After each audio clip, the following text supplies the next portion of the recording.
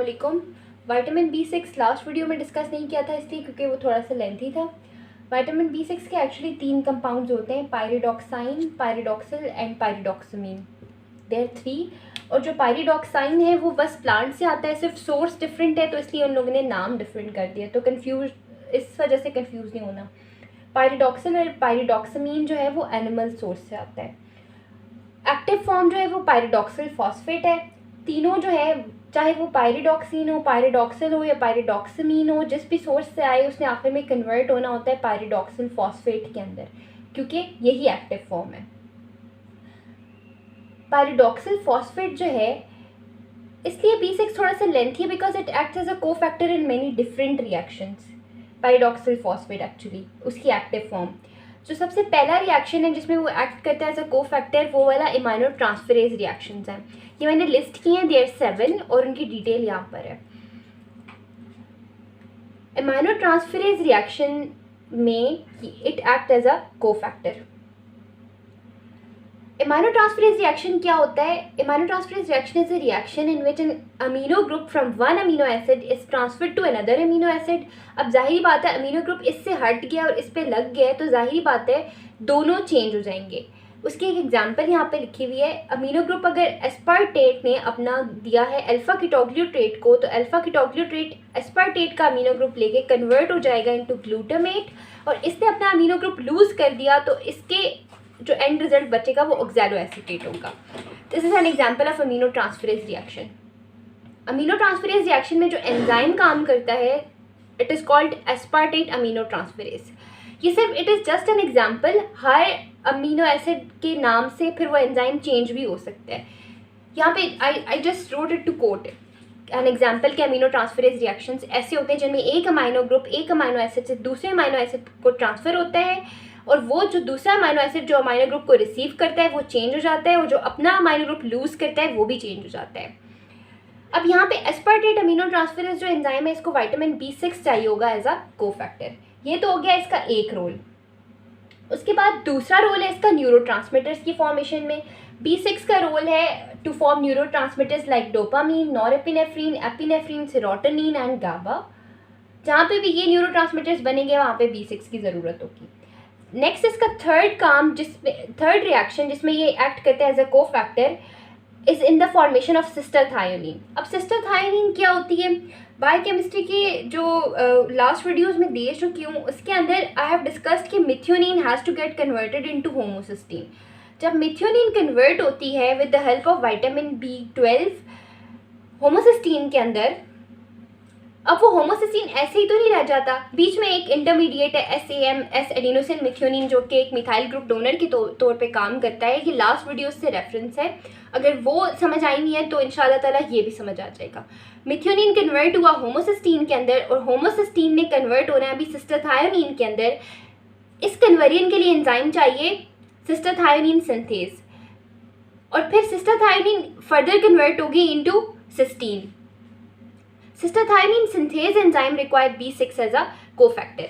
इतना इम्पॉर्टेंट नहीं है लेकिन फिर भी पता होना चाहिए। In the formation of cystathionine the enzyme cystathionine synthase requires vitamin B6 as a cofactor.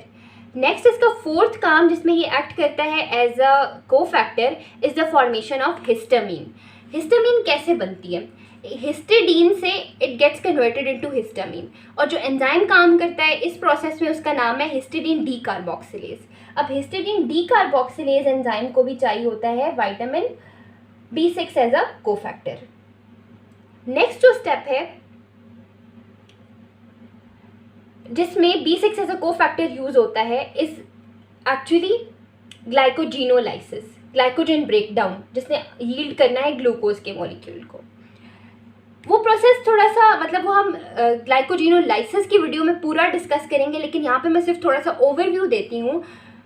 उस सारी प्रोसेस में क्या होता है, जो अनब्रांच ग्लाइकोजन होती है अल्फा 1,4 लिंकेज वाली, वो कन्वर्ट होती है इनटू यूडीपी ग्लूकोज, और यूडीपी ग्लूकोज कन्वर्ट होता है इनटू ग्लूकोज 1 फॉस्फेट और glucose 6 phosphate, glucose 1 phosphate and glucose 1 phosphate फिर आगे ग्लाइकोलिसिस में भी जा सकता है और वापस ग्लूकोज भी यील्ड कर सकता है। अब ग्लाइकोजन अगर ये वापस ग्लूकोज यील्ड करेगा तो ग्लाइकोजन तो टूट गई ग्लूकोज के अंदर। ये जो सारा प्रोसेस है बीच में एक इंटरमीडिएट है, अनब्रांच ग्लाइकोजन को जब कन्वर्ट होना होता है ग्लूकोज 1 फॉस्फेट के अंदर, तो उस प्रोसेस में एक एंजाइम चाहिए which is called glycogen phosphorylase.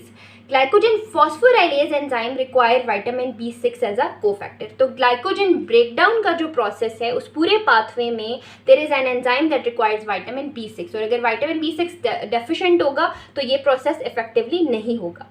इसके अलावा एक और चीज़ जो हमने पिछले जो वीडियोज़ में डिस्कस कर चुके हैं, दैट इज़ कि vitamin B6 has role in niacin synthesis.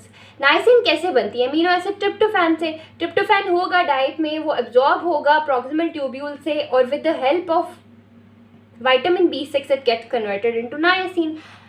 तो अगर विटामिन B6 की किसी तरह डेफिशिएंसी होगी तो नाइसिन नहीं बनेगा, तो प्लाग्रा वाले सिम्टम्स फिर भी आएंगे. उसके बाद जो लास्ट रोल है इसका, that is in the formation of heme. अब हीम क्या करता है, किस तरह से बनता है?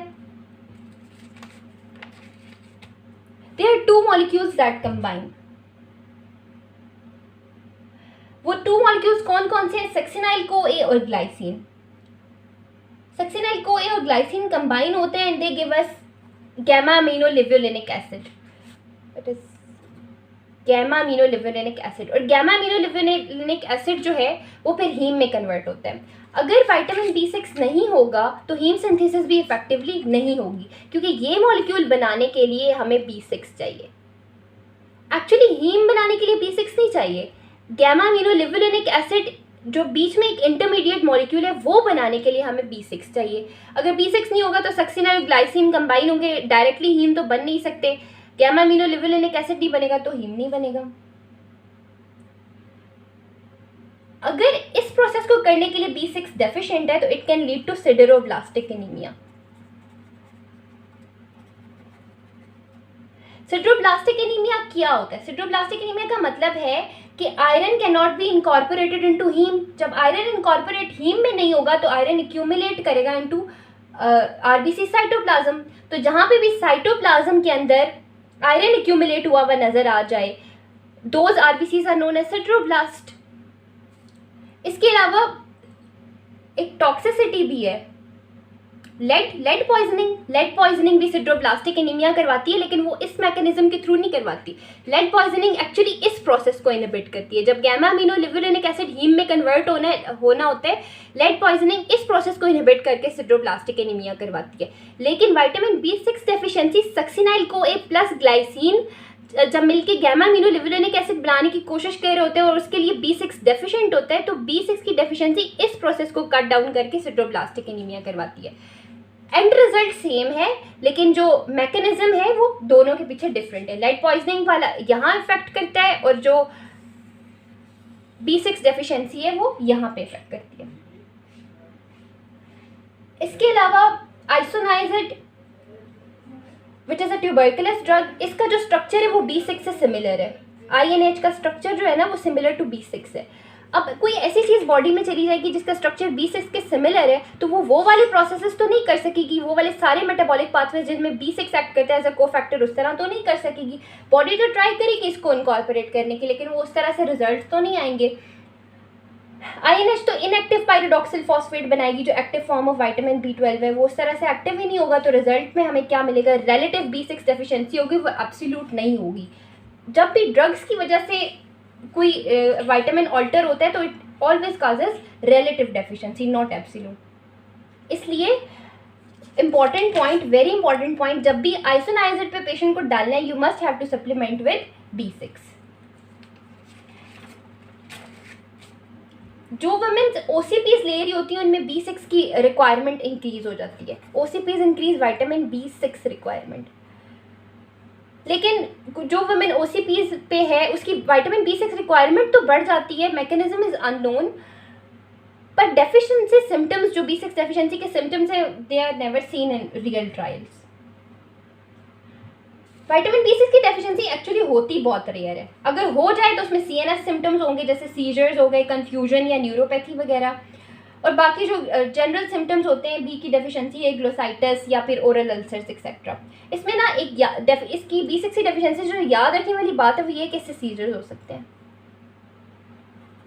ये इंपॉर्टेंट बात है। B6 की डेफिशिएंसी कैन काज सीजर्स, ये याद रखने वाली बात है इसमें। बाकी B6 वैसे तो वाटर सॉल्युबल विटामिन की टॉक्सिसिटी होती नहीं है, लेकिन B6 इस चीज़ में थोड़ा सा निराला है, इसकी टॉक्सिसिटी हो सकती है। जब कोई मैसिव इनटेक करता है, डाइटरी टॉक्सिसिटी तो होने से रही, सप्लीमेंटेशन की वजह से टॉक्सिसिटी होती है, और जब इसकी टॉक्सिसिटी हो जाती है तो इसकी toxicity can cause sensory neuropathy. B12 की डेफिशिएंसी से हमने पढ़ी थी पेरिफेरल न्यूरोपैथी, लेकिन इसकी टॉक्सिसिटी से हम पढ़ रहे हैं, B6 की टॉक्सिसिटी से हम पढ़ रहे हैं सेंसरी न्यूरोपैथी। सेंसरी न्यूरोपैथी में क्या होता है, काफ मसल्स में पेन होता है, नमनेस इन लेग्स होती है, और पेशेंट्स हैव कंप्लेन की डिफ़िकल्टी वॉकिंग है, लेकिन उस तरह की चीज़ नहीं है जो क्लिनिकली एड्रेस मतलब उस तरह से की जाए। इसमें क्या नॉर्मल पेन किलर दे देंगे, कोई इवैल्यूएट थोड़ी ना इसको करवाने, नहीं करवाया जाता। कभी भी नहीं सुना कि B6 लेवल्स हो रहे हों कहीं पर। सेंसरी न्यूरोपैथी और पेरिफेरल न्यूरोपैथी में कंफ्यूज नहीं होना। B6 deficiency causes peripheral neuropathy and B12 deficiency causes peripheral neuropathy and B6 excess causes sensory neuropathy. Actually toxicity causes sensory neuropathy. Okay, clear. इसके बाद विटामिन C हमने छोड़ा हुआ है। Vitamin C is actually water soluble vitamin, लेकिन वो B category का नहीं है बस। Vitamin C is ascorbic acid. इसकी एंटीऑक्सीडेंट प्रॉपर्टीज होती हैं, A, C, E नहीं भूलना, एंटीऑक्सीडेंट प्रॉपर्टीज हैं। फ्रूट्स एंड वेजिटेबल्स में होता है। इसके 3 रोल्स होते हैं। एक इसका रोल है कि आयरन की एब्जॉर्प्शन में काम करता है, एब्जॉर्प्शन ऑफ आयरन। दूसरा रोल है कि ये कोलेजन की सिंथेसिस करवाता है, और तीसरा रोल है कि ये डोपामीन की सिंथेसिस करवाता है। अब हम इनको वन बाय वन डिस्कस कर लेंगे। आयरन की एब्जॉर्प्शन कैसे करवाता है। आयरन हमारी बॉडी में 2 फॉर्म्स में होती है, एक हीम आयरन होती है और एक नॉन हीम आयरन होती है। हीम आयरन हमें मीट से मिल जाती है, जो जाके हीम में इनकॉर्पोरेट हो जाती है, वो तो ड्यूडेनल एपिथेलियल सेल्स बड़े आराम से एब्जॉर्ब कर लेते हैं। लेकिन जो नॉन हीम आयरन है वो उसने एब्जॉर्ब होना होता है Fe2+ स्टेट में, ये चीज़ नहीं भूलनी। नॉन हीम आयरन ने एब्जॉर्ब होना होता है Fe2+ स्टेट में। अब ये जो आर होता है डाइट में वो तो Fe3+ स्टेट होती है। अब Fe3+ स्टेट से Fe2+ स्टेट में कन्वर्ट कराना विटामिन C का काम होता है। और नॉन हीम आयरन जो है वो कहाँ से आ रही है, वेजिटेबल से आ रही है। हीम आयरन एक्चुअली मीट से आ रही है। तो जो वेजिटेरियंस हैं उनके लिए प्रोसेस बड़ा इंपॉर्टेंट है, क्योंकि वो तो डिपेंड ही नॉन हीम आयरन पे कर रहे हैं, और अगर उनमें विटामिन C डेफिशिएंसी किसी तरह हो गई खुदा ना खास्ता, तो उनका Fe3+ स्टेट जो है वो एक्टिव Fe2+ स्टेट पे कैसे कन्वर्ट होगी। और ड्यूडेनल एपिथेलियल सेल्स तो Fe3+ स्टेट को अब्जॉर्ब ही नहीं करते, वो तो सिर्फ Fe2+ स्टेट को अब्जॉर्ब करते हैं। और एक और कंडीशन होती है कि इसका फार्माकोलॉजिकल रोल आगे मेट हीमोग्लोबिनीमिया। मेट हीमोग्लोबिनीमिया क्या होता है। मेट हीमोग्लोबिनीमिया ये होता है हमारी बॉडी में जो भी फंक्शनल आयरन है ना वो Fe2+ स्टेट में होना चाहिए। कुछ ड्रग्स के यूज़ की वजह से जो Fe2+ आयरन है हीम में वो कन्वर्ट हो जाता है इन Fe3+ आयरन। ये तो नॉन फंक्शनल होगा। वापस Fe3+ को 2+ में कन्वर्ट करने के लिए पेशेंट को विटामिन C दिया जाता है। मेट हीमोग्लोबिनीमिया का ट्रीटमेंट क्या है, सप्लीमेंट विद विटामिन C। इतना सिंपल सा ट्रीटमेंट है इसका। और ये बेसिकली Fe3+ आयरन जो है वो हीम में Fe2+ एक्चुअली हीम में होनी चाहिए, लेकिन वो ड्रग्स के इफेक्ट के अंडर Fe3+ में कन्वर्ट हो जाती है, and Fe3+ is non functional. उसके बाद नेक्स्ट कोलेजन सिंथेसिस है। कोलेजन सिंथेसिस मतलब बनाने के लिए नहीं चाहिए होती, सिर्फ post translational modification of collagen के लिए चाहिए होती है। और वो पोस्ट ट्रांसलेशनल मॉडिफिकेशन क्या होती है, hydroxylation of specific proline and lysine residues. और ये हाइड्रोक्सिलेशन होती कहाँ पे है, important MCQ point, endoplasmic reticulum में होती है। कहीं और कोई और अगर दी हुई हो गोल्गी अपैरेटस या एक्सेट्रा एक्सेट्रा तो वो रॉन्ग ऑप्शंस होंगे। Post translational modification of collagen means hydroxylation of proline and lysine residues and it occurs in endoplasmic reticulum. और अगर इसकी डेफिशिएंसी होगी तो कोलेजन मॉडिफाई नहीं होगा, कोलेजन मॉडिफाई नहीं होगा तो स्कर्वी होगी। स्कर्वी में वही ब्लीडिंग गम्स एंड उस तरह की चीज़ें। एक्चुअली जो कोलेजन की सिंथेसिस है ना वो किसी ना किसी तरह इसकी एब्जॉर्प्शन से रिलेटेड है, आयरन की एब्जॉर्प्शन से रिलेटेड है। वो कैसे, अब प्रोलीन ने कन्वर्ट होना इनटू हाइड्रोक्सी प्रोलीन और उसमें हमें चाहिए विटामिन C। लेकिन इस प्रोसेस को करते करते जो Fe2 प्लस आयरन होता है वो कन्वर्ट हो जाता है Fe3 प्लस आयरन के अंदर। बेसिकली जो मैंने पहले बात बोली प्रोलीन टू हाइड्रोक्सी प्रोलीन के लिए हमें चाहिए विटामिन सी, वो बात ऐसी है कि proline two hydroxy proline convert होने के लिए हमें चाहिए होता है आयरन। इस प्रोसेस में आयरन कन्वर्ट हो जाता है Fe2 प्लस से Fe3 प्लस स्टेट में। वापस ये प्रोसेस अगर हमें कॉन्टिन्यूस फैशन में चाहिए तो Fe3 प्लस से वापस Fe2 प्लस एक्टिव फॉर्म में कन्वर्ट होगा तो ये प्रोसेस होगा, और उससे एक्टिव फॉर्म में कन्वर्ट करने के लिए हमें विटामिन सी चाहिए। एक्चुअली ये बात इस तरह है। उसके बाद हम टायरोसिन मेटाबॉलिज्म पे बात कर लेते हैं। हमने बात की कि ये हमें चाहिए होती है डोपामीन की सिंथेसिस में। तो डोपामीन की सिंथेसिस में किस तरह से,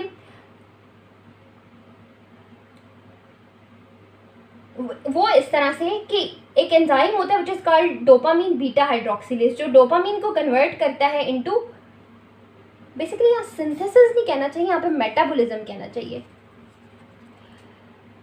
डोपामीन मेटाबॉलिज्म में विटामिन सी का रोल है। वो किस तरह से, डोपामीन ने कन्वर्ट होना होता है नॉरएपिनेफ्रिन के अंदर, और उसके लिए जो एंजाइम चाहिए होता है, आई राइट दिस, डोपामीन ने कन्वर्ट होना होता है नॉरएपिनेफ्रिन के अंदर, और उसके लिए एंजाइम चाहिए डोपामीन बीटा हाइड्रोक्सिलेज, और dopamine beta hydroxylase require vitamin C as a cofactor. ये नहीं होगा तो डोपामीन का मेटाबॉलिज्म नहीं होगा। क्लियर? इसके बाद हम थोड़ी सी बात कर लेते हैं स्कर्वी के ऊपर। स्कर्वी क्या होती है? विटामिन सी डेफिशिएंसी का सिंड्रोम है, डिफेक्टिव कोलेजन सिंथेसिस की वजह से होती है, सोर गम्स होते हैं, लूज टीथ होते हैं, blood vessels are fragile, patient bruise easily, और ये बहुत पुरानी चीज़ है। मतलब ये जब लॉन्ग सी वॉयजेस होते थे उस टाइम से जो सेलर्स होते थे उनमें when they go for a long time in the sea और वो फ्रूट्स एंड वेजिटेबल वाली डाइट मिस करते थे तो उन लोगों के जो है सोर गम्स हो जाते थे, लूज टीथ हो जाते थे, ब्रूजिंग स्टार्ट हो जाती थी। तो इसलिए उन लोगों ने अपने साथ क्या रखना शुरू कर दिया, लाइम, क्योंकि फ्रूट्स और वेजिटेबल्स तो उनको मिलते नहीं थे। सो अपनी उस विटामिन सी की रिक्वायरमेंट को पूरा करने के लिए वो लाइम को यूज़ करते थे। इसके अलावा स्कर्वी जो है उस डाइट से भी हो सकती है जो टोटली वेट लूज करने वाली डाइट होती है, मतलब जिसमें आप कोई फ्रूट्स और वेजिटेबल्स नहीं ले रहे हो, आप टोटली जो है मतलब ब्रेड, टी, इस तरह की चीज़ों पे रह रहे हो, तो it can lead to the deficiency of vitamin C. अच्छा, विटामिन सी एक्सेस भी हो सकती है। विटामिन सी एक्सेस में क्या होगा, जाहिर बात है जो काम विटामिन सी कर रहा है वो ज़्यादा होने लग जाएंगे। एक तो जनरल सा सिंड्रोम है जो जीआई को अफेक्ट करता है, बेसिकली नोजिया, वॉमिटिंग, डायरिया, ये सब चीज़ें हो सकती हैं। और इसके अलावा आयरन ओवरलोड हो सकता है क्योंकि ये क्या करा रहा है, आयरन की एब्जॉर्प्शन करा रहा है। और अगर विटामिन सी की एक्सेस हो जाएगी तो वो patients, it is alarming for those patients जो फ्रीक्वेंट ट्रांसफ्यूजन्स के ऊपर है, it is alarming for those patient जिनमें ऑलरेडी आयरन ओवरलोड है, मतलब प्री डिस्पोज्ड पेशेंट में, यानी कि हीमोक्रोमेटोसिस। तो विटामिन सी इज़ अलार्मिंग दो सिचुएशंस में, vitamin C excess is actually alarming दो सिचुएशंस में, फ्रीक्वेंट ट्रांसफ्यूजन के केसेस में और हीमोक्रोमेटोसिस, आयरन ओवरलोड के केसेस में। क्योंकि एक्सेस होगी तो ज़्यादा अब्जॉर्ब होगा, लेकिन पहले से ही ओवरलोड चल रहा है तो ये तो वो चीज़ें हो गई ना जो नहीं होनी चाहिए थी। इसके अलावा विटामिन सी जो है वो मेटाबोलाइज हो जाता है इनटू ऑक्सलेट, और अगर एक्सेस में होगा तो एक कैल्शियम ऑक्सलेट स्टोन्स बनेंगे। ठीक है। इसके अलावा स्मोकर्स के अंदर जो है there is an increase requirement for vitamin D, sorry, smokers के अंदर is an increase requirement for vitamin C. वो इसलिए क्योंकि विटामिन सी की एंटीऑक्सीडेंट प्रॉपर्टीज़ हैं। स्मोकिंग जो है वो फ्री रेडिकल डैमेज करती है, तो उसको काउंटर करने के लिए इसकी एंटीऑक्सीडेंट प्रॉपर्टीज़ की वजह से स्मोकर्स के अंदर वैसे ही उनकी विटामिन सी की रिक्वायरमेंट ज़्यादा होती है।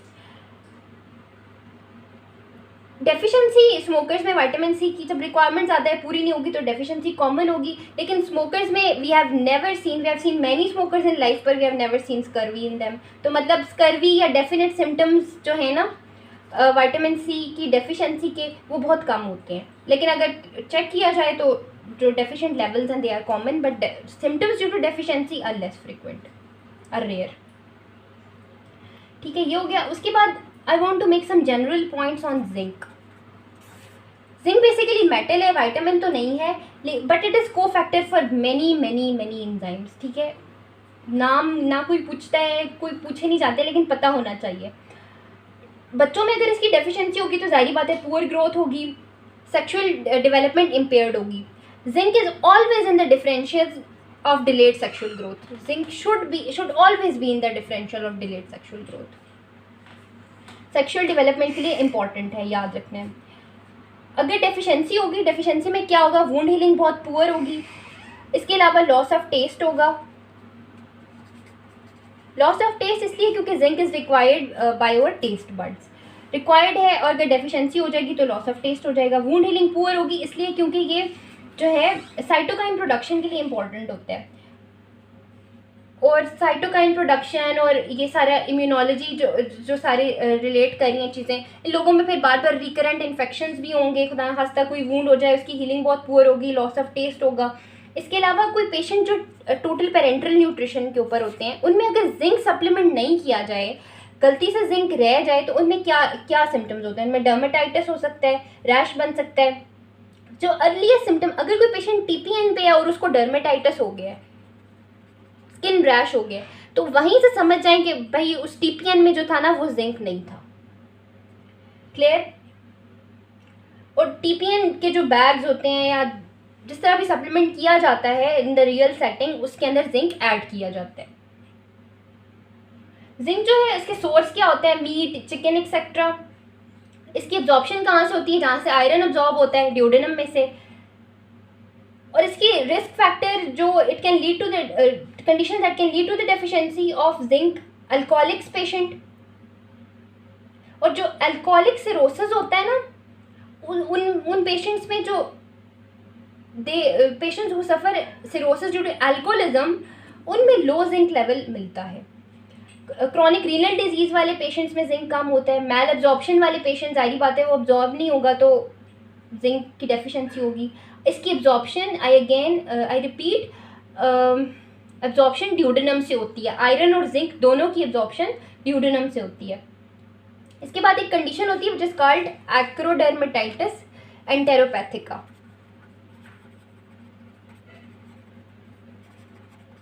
एक्रोडर्मेटाइटिस एंटेरोपैथिका एक्चुअली ये क्या है? ऑटोसोमल रिसेसिव डिजीज़ है। इसमें जिंक की एब्जॉर्प्शन इम्पेयर्ड होती है। जिंक की एब्जॉर्प्शन इम्पेयर्ड होती है, और जो जिंक की ट्रांसपोर्टेशन के लिए जीन्स चाहिए होती हैं, जीन्स जो रिक्वायर्ड हैं जो जिंक को ट्रांसपोर्ट करती है, उनमें म्यूटेशन होती है। अब नाम से पता चल रहा है इसमें डर्मेटाइटिस होगा। डर्मेटाइटिस जो है मतलब हाइपर पिगमेंटेशन होगी, पेरिओरल और पेरिएनल एरियाज पे रैश होंगी, आर्म्स और लेग्स को भी इन्वॉल्व कर सकता है। डर्मेटाइटिस से वर्ड याद रखना है कि इसमें मतलब ज़्यादा जो है हाइपर पिगमेंटेड सा रैश होगा in the perianal and perioral areas. इसके अलावा और जो सिम्टम्स हैं एक्रोडर्मेटाइटिस एंटेरोपैथिका के, इसमें लॉस ऑफ हेयर हो सकता है, डायरिया, पुअर ग्रोथ। डायरिया याद रखना है, रियल जो क्लिनिक सेटिंग होती है उसमें कोई छोटा सा बच्चा अगर डायरिया के साथ आ जाए तो उसको जिंक दे देते होते हैं। मतलब बाकी तो आप जो ट्रीटमेंट करते हो, लेकिन you have to supplement with zinc, और it has very good effects, trust me it has. Loss of hair, diarrhoea, poor growth acrodermatitis enteropathica के अदर सिम्टम्स हैं। तो वो डायरिया से बात याद आएगी कि डायरिया वाले बच्चों में जो है क्लिनिक सेटिंग में जिंक सप्लीमेंट किया जाता है। और इम्यून डिसफंक्शन इन बच्चों में होता है, उनमें रिकरेंट इन्फेक्शंस होते हैं। एक्रोडर्मेटाइटिस एंटेरोपैथिका को मैं रिपीट कर देती हूँ, इसमें डर्मेटाइटिस होता है, इसमें लॉस ऑफ हेयर हो सकता है, डायरिया होता है बच्चों में, पुअर ग्रोथ होती है, इम्यून डिसफंक्शन होता है, और उनको रिकरेंट इन्फेक्शंस होते हैं। Actually it is an autosomal recessive disorder जिसके अंदर म्यूटेशन होती है in gene required for zinc transportation. इसके बाद एक कॉन्सेप्ट आता है जिंक फिंगर्स का। वो क्या होती हैं? एक्चुअली यहाँ पर टाई इन आ जाता है मॉलिक्यूलर बायोलॉजी के साथ। Zinc fingers actually protein segments हैं जिनके अंदर जिंक होता है, और ये जो प्रोटीन सेगमेंट्स हैं ये डीएनए और आरएनए के साथ बाइंड कर जाते हैं। जब भी कभी ये किसी स्पेसिफिक डीएनए सीक्वेंस के साथ बाइंड करते हैं, दे इन्फ्लुएंस मॉडिफाई जीन्स, और जीन्स की एक्टिविटी को इन्फ्लुएंस भी कर सकते हैं और मॉडिफाई भी कर सकते हैं। एक्चुअली इसकी कोई ऐसी कोई क्लिनिकल रेलेवेंस नहीं है, बस सिर्फ पता होना चाहिए कि जिंक फिंगर्स जो हैं दे आर प्रोटीन स्ट्रक्चर्स जो कि डीएनए, स्पेसिफिक डीएनए सीक्वेंसेस के साथ जब बाइंड कर जाते हैं तो ये बहुत सारे जीन्स की एक्टिविटी को मॉडिफाई कर सकते हैं, रेगुलेट कर सकते हैं। Thank you so very much. अल्हम्दुलिल्लाह बायोकेमिस्ट्री में विटामिन्स का जो सेक्शन था वो बहुत तसल्ली के साथ कंप्लीट हो गया है। नेक्स्ट इंशाअल्लाह ताला मेरा टारगेट रहेगा कि मैं प्यूरीन और पिरिमिडीन सिंथेसिस को टच करूँ। See you in the next video.